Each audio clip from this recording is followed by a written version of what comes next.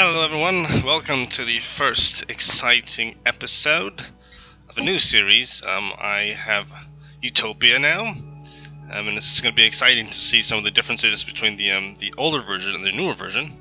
And I'm going to jump right into it. I made a new race based off of the species from my book, the Catalysts. This species, they are known as the Iora. They're Iorans, and they are the Iora Covenant in this story. Appearance-wise, this is kind of close to what their species looks like. Of course, it's not an exact rendering of my vision in my book, but this is close enough. They are blue-skinned, pointy ears, and I like this look. I think it kind of fits the whole design, considering they're from an Arctic world. I'm a place with blue fire, and that's a whole different kind of thing there. Their name, the Iora, they're Iorans, as I said, and their adjective is Ioran. Ioran technology, Ioran ideologies, and I created this biography based on the book's outline of how things are in space. We'll get to that later on. Let's see, as far as name lists, we're going with anthropoid kind of name list, because they're aliens. Obviously they're going to have alienish names, but I've given them, I also have it this way. I'm going to name some different leaders, different things to sort of kind of tie into our language, but also tie into their language. So like Zika, Supe, Potomac, names like that. They're also not too difficult to say, at least for me. So as I go through the game, I'm talking about different leaders. It's nice when you can sort of name things and actually say them without it being too complicated. There are going to be some instances where I'm going to use human names for certain planets, certain characteristics, and it's just because I'm human. As far as their racial traits, I'm very strict on research. I love research, and so a lot of my species are research focused. I could step out of that this time, but in this instance, because they're going to be a pacifist culture, research is going to be very important for us, just to stay ahead of those around us. So I have them intelligent. Of course, you have to sort of balance out the traits. So I have to choose weak for strength. And then if they're natural sociologists, a lot of times I'll bump up my physics research or my engineering research. This time around, I said these guys are natural sociologists. They study culture, they study biology. They're very advanced people in those aspects, and those aren't bad things, because habitability on planets is based on your society research. In expanding, territory, diplomacy, all of that great tech that really helps your empire in different ways, naval capacity, stuff like that. It's all based on society technology. So we're gonna get bonuses there. I'm gonna just kind of skip past the ruler information just for a sec to go to the ethics. Actually, wait, did I do name already? Oh yeah, well, name. Their homeworld is Iora. Their star name is Ilata, and they're on a frozen planet, as I said before.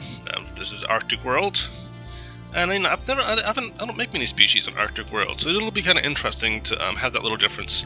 And I was able to change this window here, so you see in the background you've got like these beautiful buildings here, and you have this in the back, this cloudy, like misty, cold. I think that's kind of cool. So it's gonna be interesting playing a frozen planet and Fulgoid City background. That's where you get that from. I like these buildings. I like how these buildings look. And so I wasn't gonna go with the boring mammalian cities, because we get those here on Earth. And I always like to try to make things more alien for myself when I'm playing these games.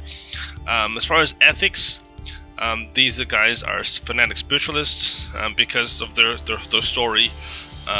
Pretty much they're very spiritual people. They trust God, they obey God, they live by His rule and His law, and that's how they've lived, and that's how they've evolved so quickly, is by obeying His word. And so we have these spiritualists. They're going to be able to research psionic technologies, which is going to be cool.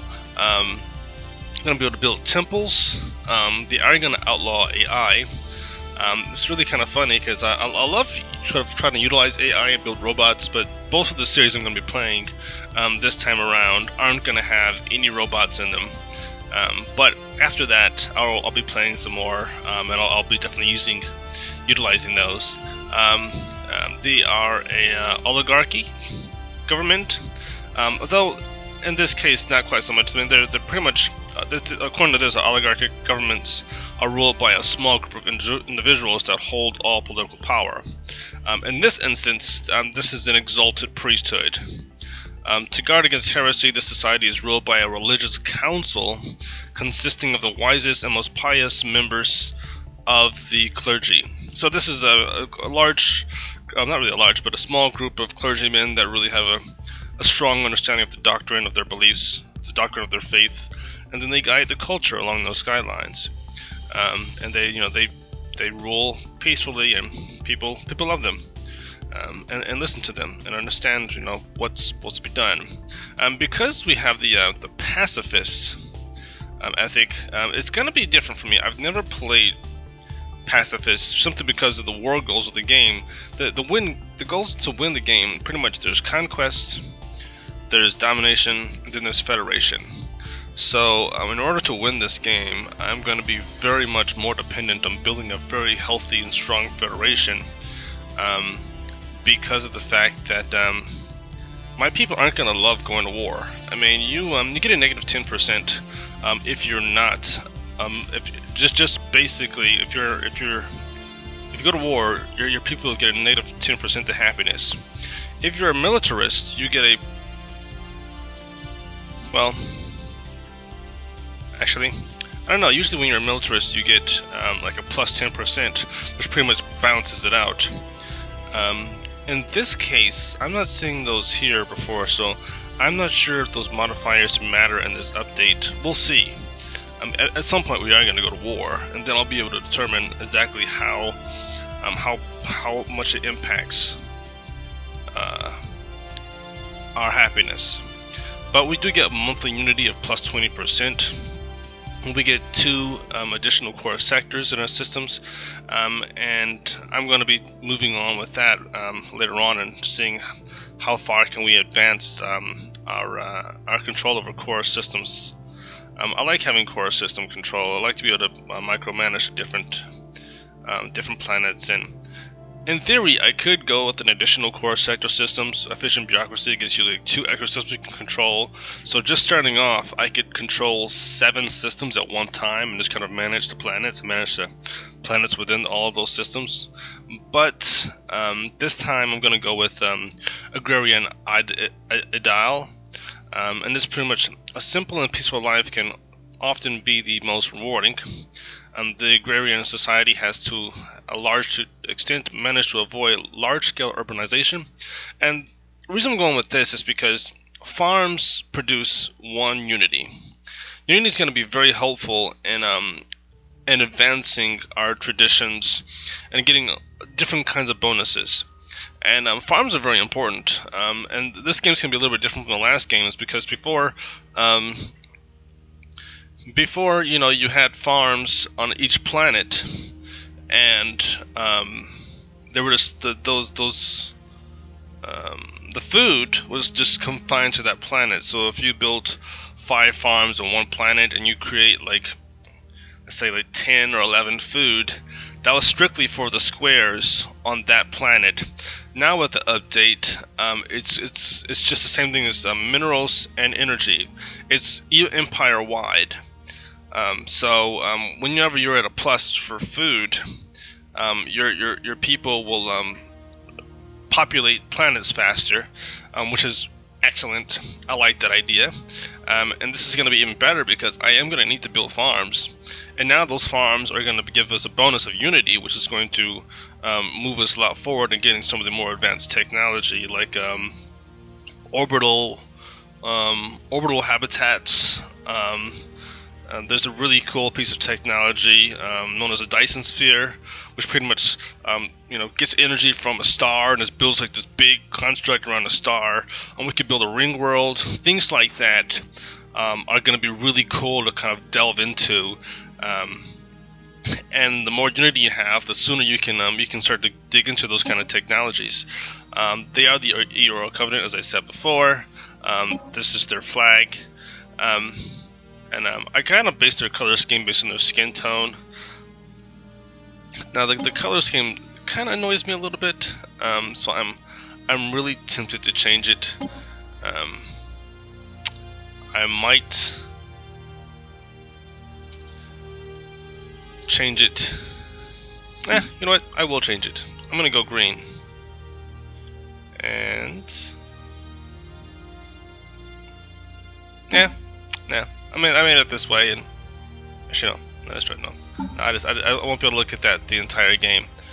That would just really bug me. So I'm gonna stick with this, and I'm just going to adjust this a little bit. And let's see, what can I get that's okay, I like that. That's good. And the colors, the second color, let's just go with something like I can go with blue on that one. There we go. Green and blue. Maybe this is going to be a darker green. There we go. Alright, there's not as much of an eyesore, because I cannot look at that flag the entire game the way it was before. So I'm just going to save that. Boop. Yes. Yes. Excellent. And Empire, okay, we got that. Starting weapons are going to be energy weapons, but we're pacifists, so we'll see how often we have to use those weapons. Hopefully we don't have to use them too much. I've decided to entertain hyperspace travel. I've never played with it before, with the exception of one time I vassalized a species and they had that, and it was kind of irking me, but starting off with it, I've seen some other people play with it, and it seems like it's kind of a cool thing to try just a few times. So just for this culture, I mean, I've already made it challenging for myself with pacifists. Now I'm going to even add on this bit of text, so we'll see how I like it. This might be a series where I just kind of like, I'm biting my tongue, just like, oh, but we'll, I'm sure it'll be great. There's something that I skipped. Oh, okay, yes. So now that we have our ethics, the way this is, we have this council. There is still a leader.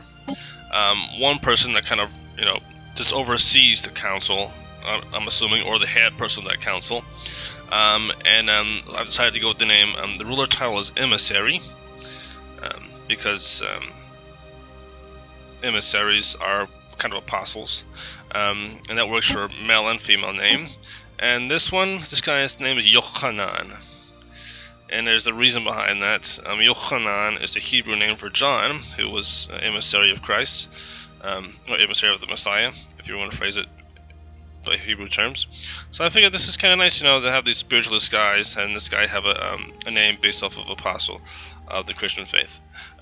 So with that, we're going to move forward, and so I'm done here, setting up the outlines for the game. So I'm going to do large, 800 stars, elliptical, galaxy shape. I was tempted to try one of the other types, like the rings, but I've already made this difficult enough for myself. With one of the other species, one of the other cultures, I might try something other than elliptical, but elliptical is my favorite kind of map. It's a little bit freer. Maxwell and Empires, let's go with 3. No advanced starts, because that gets kind of crazy, especially if they're like fanatic purifiers. If I sit next to an advanced AI and they're like aggressive and violent, then my pacifist culture is going to get wiped out pretty quickly, and that would not be fun. Difficulty normal, AI aggressiveness normal, especially being a pacifist. Allowed faster than light travel, any. I'm not going to limit it to one specific thing. I like to see variety, and it is, some of them have a technical advantage in some way and some don't. Empire placement, random. Advanced neighbors, definitely no. In-game crises, yeah, okay, we'll do those. And Iron Man mode, definitely not. Off, off, off. So with that, we start the game, and that's we'll kind of go from there. And I didn't go through the biology, biography. I wasn't sure if they were going to show it here, and apparently they don't show the biography. I'm not sure why they don't show the biography. I typed all that in there. Hopefully it will show up right here. And it did not. So I might have to go and see if it shows it right here, because it was a pretty nice little biography for the species. But, of course, government Holy Tribunal. Ruler Yochanan. Species Iora. Hyperspace travel, Iora. Ethics, pacifists, we got all that stuff, all that's there. In the eons since the first primitive Iora communities took shape on the snow fields and ice caves of Iora, our civilization has spread and prospered. As we progressed through the technological ages, there were many religions among our people that contended with each other for followers. Gradually, sometimes peacefully, and sometimes less so, the true faith found its way to all corners of our world, and the faithful were united under a single universal church. Okay, that can work. Now, after the discovery of the hyperlane network, the finest minds of the Iora Covenant have finished development of the first hyperdrives. The stars themselves are finally within our grasp. Begin. So this is going to be exciting. It will be more exciting if I remember to set the timer. But this is just an introductory episode. I hope I didn't. I don't think I went over or even close to over. But this is going to be this one. And from this point on, I'm going to be. Well, actually, before I end this episode, I will do a few things. I'm just going to look at CR Ruler, Explorer, Science Ship, Build Cost minus 25%, Anomaly Research Speed plus 33%. That's pretty cool. Investor, Energy Credits plus 10%. That is nice.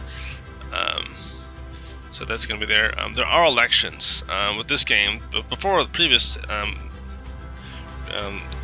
didn't have any kind of elections going on, but now we have elections.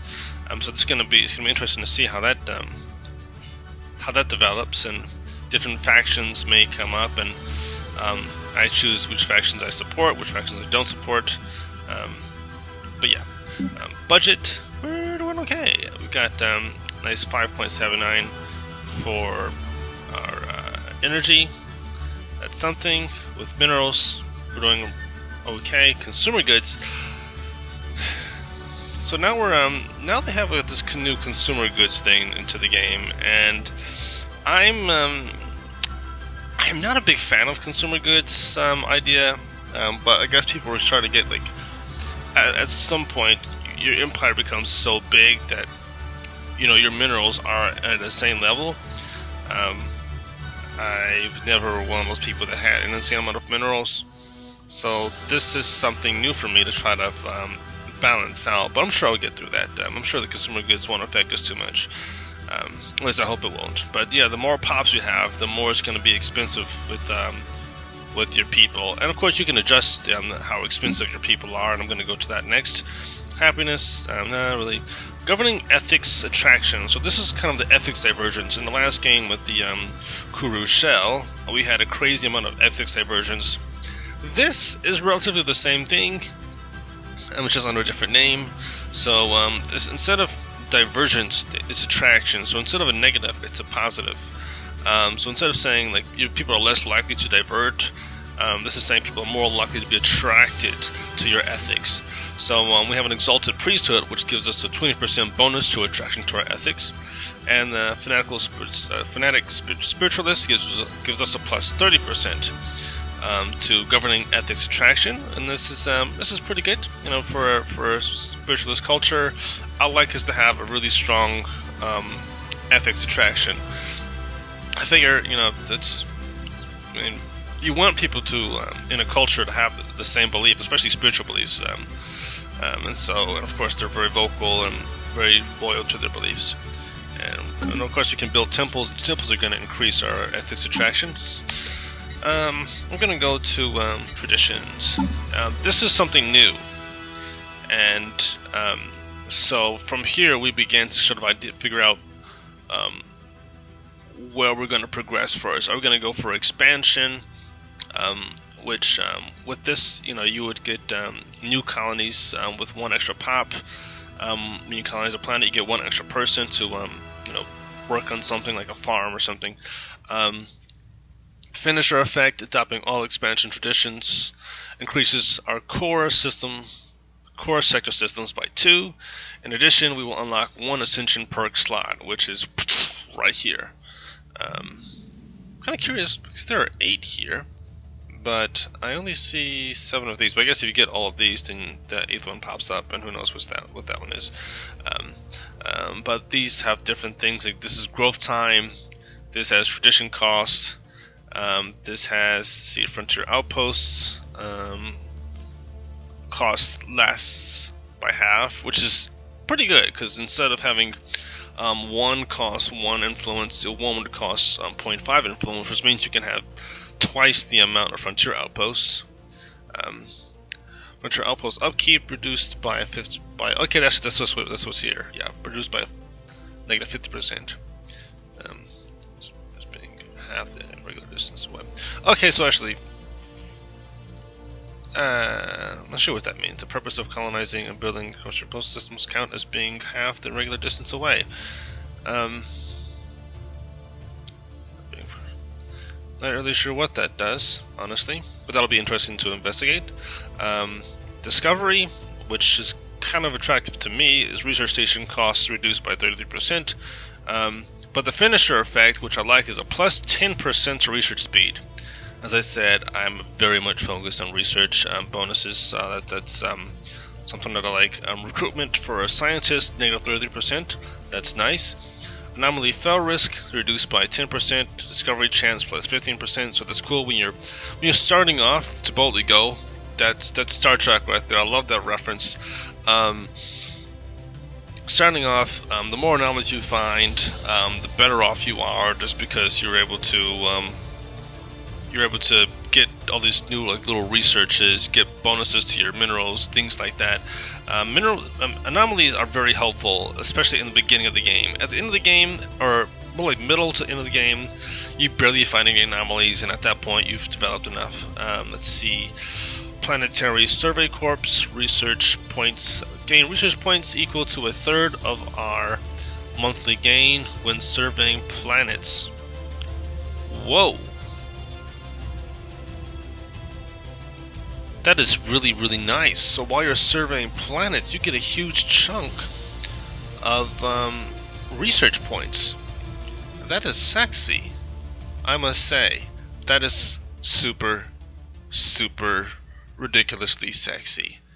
It really makes you want to survey just constantly. I mean, you can even do automatic exploration as a piece of tech you can get, which means that your science ships can just explore. And the great thing about being a pacifist culture is that as long as you're at peace with everybody and people see that you're not going to attack them, they're more likely to let you into their space.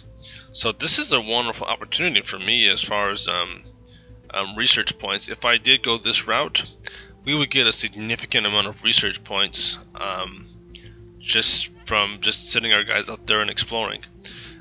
Leader skill levels increased by 1, which is nice because when you hire a new scientist, they start out at level 1.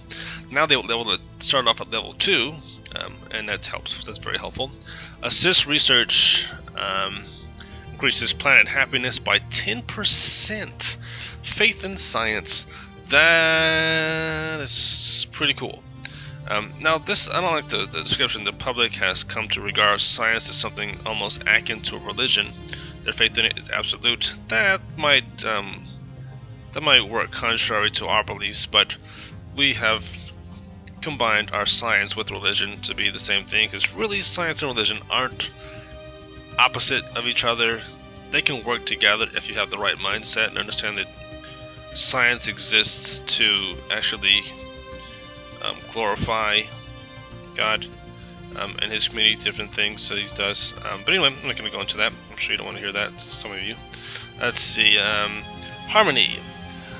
I can also go this route, and it will improve leader lifespan by 20%. We're of course going to be going to the spiritual ascendancy route, so harmony is going to be part of that. Harmony, prosperity, diplomacy. I'm going to be focusing more on these guys and less on, and I'm not going to do any domination or supremacy.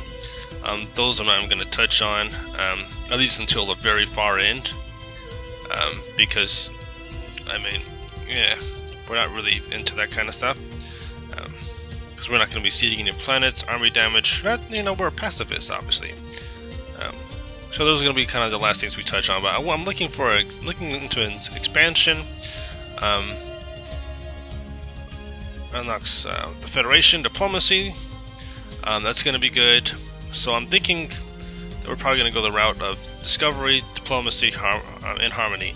And then we'll move on to prosperity, obviously, ship costs, ship upkeep, building upkeep, energy grid. Got some good stuff here. I do want to take a quick gander at these Ascension perks before I let you go from this first episode. Then the next episode we're going to kind of dig into the other things. Interstellar Dominion, border range increase, technological ascendancy. We're not going to go into that, but you can pretty much develop your people. Actually, I might go into that because I think I might need that for one of the lower bits here to get, let's see, the galactic wonders. You might need technological ascendancy. Mega engineering, maybe not. But we're going to, of course, spiritually ascend. Where's that synthetic? No. A minute. Synthetic evolution. Okay, actually, you know what? One vision. I'll figure it out. At some point, I'll figure out which one it is that we're going to do. It's like a spiritual ascendancy, which you evolve and you kind of can move beyond your physical form into the spiritual world. But one vision is improves your unity and ethics attraction. That's something that we're probably going to delve into a little bit more because of the fact that because of our culture. Technological ascendancy boosts our research speed by 10%. So, wow, that I'm also going to get. Yep, that is amazing. So I'm pretty sure I'm going to start with discovery. Then I'm going to move on to technological ascendancy. And I think if this is right, if this is accurate, that would give me a plus 20% to research speed. That's ridiculous. That is so freaking awesome and ridiculous. Consecrated worlds. The galaxy is home to many holy places, some more obvious than others. As mortals, we still struggle to divine the true nature of the universe. So, consecrated worlds unlocks that edict. Let's see. I'm not sure what the edict does. Maybe it allows us to. It increases happiness and reduces growth time. I see. Gotcha. Mastery of nature. Negative 10%. Negative 100%. Okay, so it unlocks all of the tau blockers. Okay, that's fair. That'll save you on research if you don't want to have to research all the blockers. You can always go the route of just getting this mystery of nature thing. Imperial prerogative, plus 5 to core systems. That kind of works nice if you were really focused on expansion. Engineered evolution. Oh, that's nice. You get 2 trade points. You can actually genetically modify your species. Gene tailoring is pretty neat. Right there. Let's see. So that's I like that. I like that. That works if you want to modify your. It also takes less time for you to modify the species. You can modify your own species, or you can modify a different species. Evolutionary mastery kind of works alongside. Engineered evolution, so you get more trait points that you can adjust, and you can do more genetic resequencing. That's pretty neat, and it also again reduces the cost or the time of working on that project. The flesh is weak. Now this allows you to start to create cybernetic implants. It requires droid technology, and spiritualists, since we don't have that kind of technology, I don't think we do. That might not work for us. But I'm gonna see. Maybe it might show up. If we can get that to show up, then we might be able to entertain cybernetics. Though because of our sociology, we might go the engineering route. Mind over matter is what I'm looking for. A psionic theory. latent psionic abilities of our species will be awakened in some individuals, and we'll have telepathy.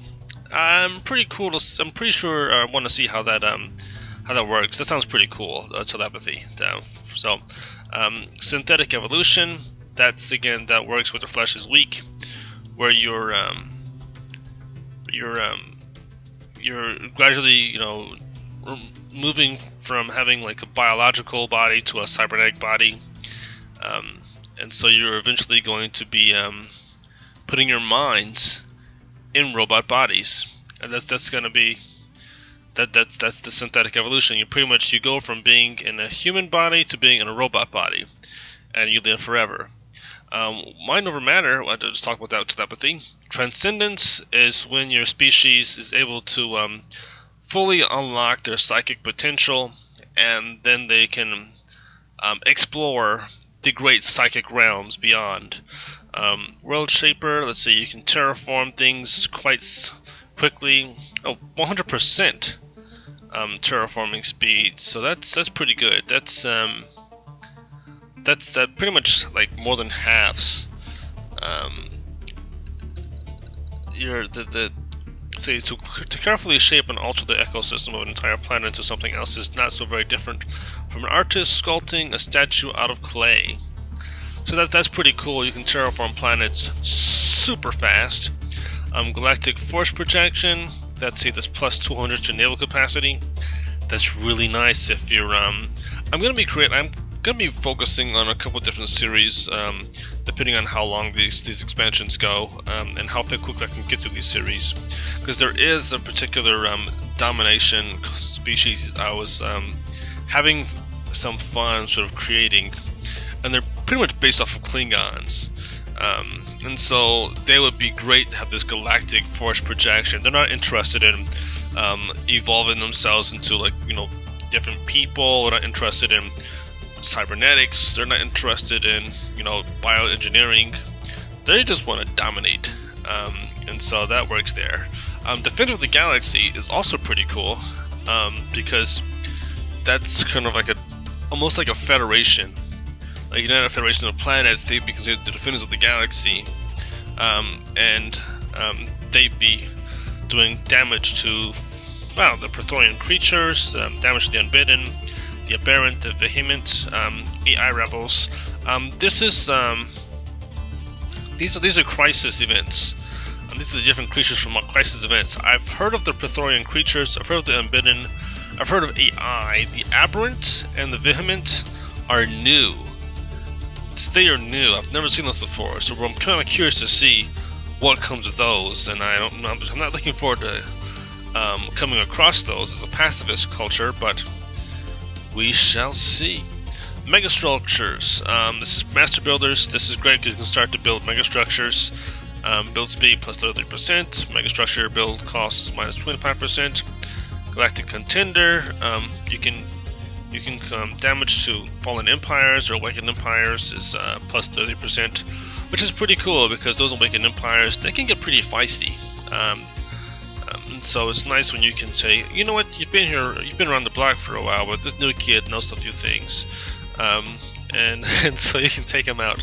Voidborn, you can build a space habitat, like deep space installations, battleships, but you can sort of build a home in space. I believe it has to orbit a planet, and it has to be a planet that doesn't have that. At least I think it has to be a planet that doesn't have life, like a barren planet or something like that. But we'll see. But Voidborn, that's pretty cool. Be able to build space habitats. Circle of Life, the Circle of Life. Okay, I'm sorry about that. You can build a massive ring world. So that would be kind of fun to build a ring world. I was talking about those. Galactic Wonders, one of the final things. Century Array, Science Nexus, Dyson Spheres. Those are really cool things. I can go into detail about what those are later on. But yeah, those are our options. And the great thing about being pacifist is that we do get a bonus to our unity. Pacific gives you a plus 20%. The Emissary gives us a plus 12%. So we're producing about 5 5.28 a month. So being a pacifist, yeah, it gives us the bonus to that, and plus we start building farms. Farms are going to create more unity. So if I create one farm planet that has like 20 blocks, and I just go like, you know what, I'm going to make all of this farming, that'll give me a plus 20 to our unity. Yeah, I'm looking forward to seeing what a pacifist culture, what it looks like, and I'm looking forward to seeing how fun it is to play hyperspeed, hyperdrive as well, and if I like it enough, I might play it with different cultures other than our own. And yep, but that's this episode. I hope you all had a good time, and thank you for joining me in this first adventure with the Iora Covenant. Have a wonderful day, and God be with you.